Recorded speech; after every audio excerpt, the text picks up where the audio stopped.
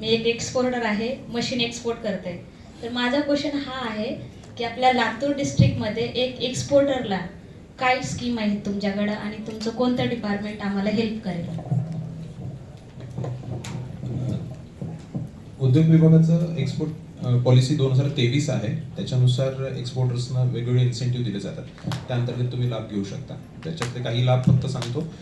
आपण जे एक्सपोर्ट करता त्याचं जो इन्क्रिमेंटल व्हॅल्यू असते त्याच्या प्रमाणात तुम्हाला सबसिडी मिळते. म्हणजे यंदा जर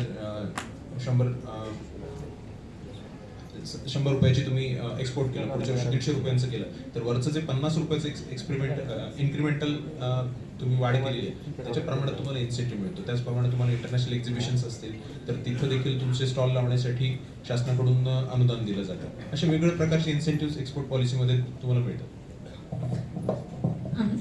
आणखीन सर अजून एक ऍड करायचं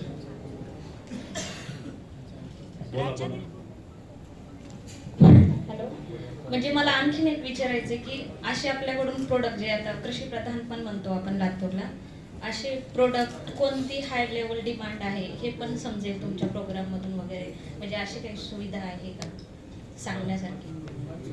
याच्यासाठी जिल्हा उद्योग केंद्रामार्फत मागे दरवर्षी आपण निर्यात इग्नाइट निर्यात कार्यक्रम घेत असतो. तो डेडिकेटेडली एक्सपोर्टसाठी आहे.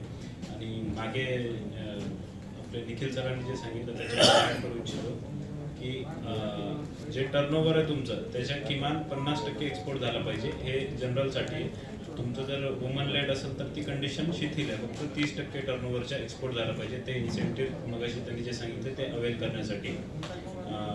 भविष्यात आता ही अट पण काढून घेण्याच्या विचारात सरकार आहे. ती म्हणजे प्रक्रिया सुरू आहे.